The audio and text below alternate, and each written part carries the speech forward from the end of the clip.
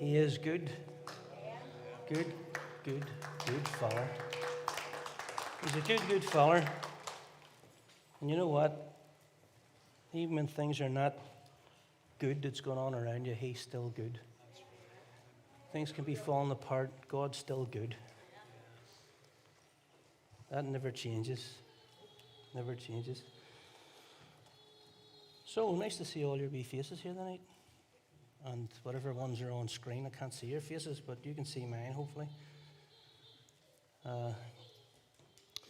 So I was up a couple of Sundays ago, and I was talking about our words. And I finished with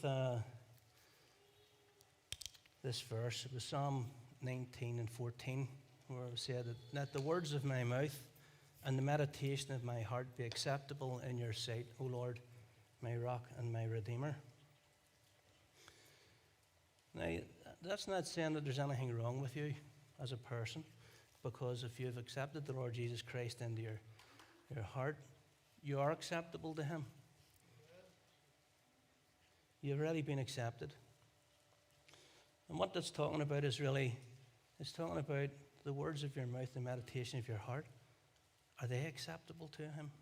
You know, in other words, like, my kids are all acceptable to me. My children, I accept them and they're acceptable to me. But there's things that they do and there's things that they say that are not acceptable to me. But it doesn't change the fact that I still accept my children. And God's a better father than I am. And so the more I thought about that verse, I thought, well, if it spoke about the words, it didn't speak about let the meditation of my heart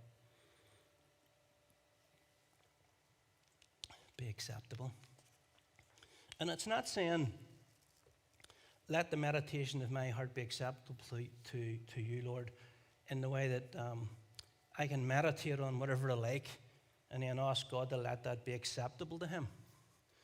This is more to do with you getting in line with him so that your meditation is acceptable to him.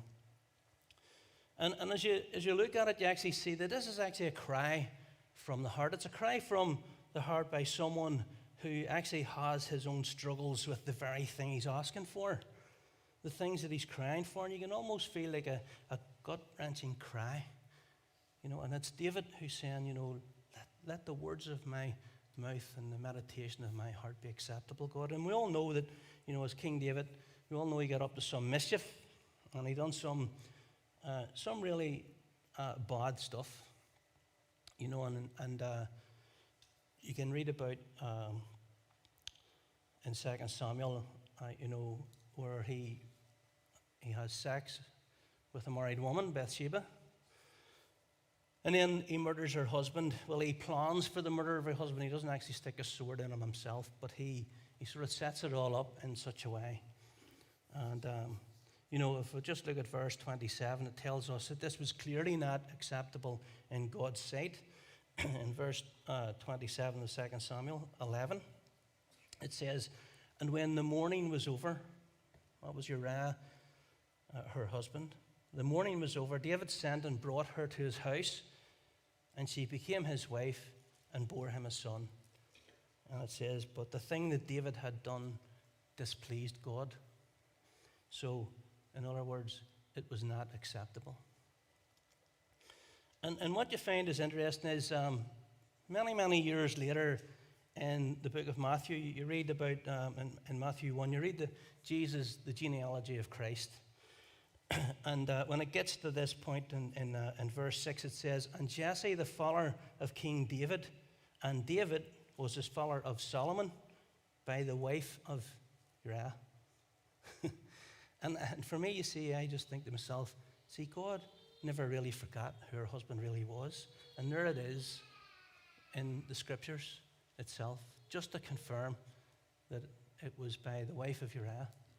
God didn't forget that. I think that's a lovely thing that God has done. It's, you know, it's just a vindication for a guy, you know, that was treated unfairly. God never forgot. But as I pondered through the verse, it struck me that the words of our mouths And we can't separate the words of our mouths and the meditation of our hearts. They're intrinsically linked because our words expose what's in our hearts.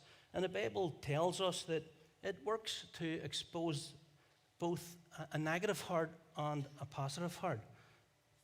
There's a few scriptures. Matthew 12:34 says, "You brood of vipers, how can you speak good when you're evil? For out of the abundance of the heart the mouth speaks." There's a negative heart.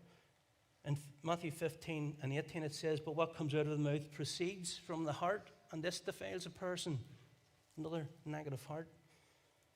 In Luke 6:45 it says,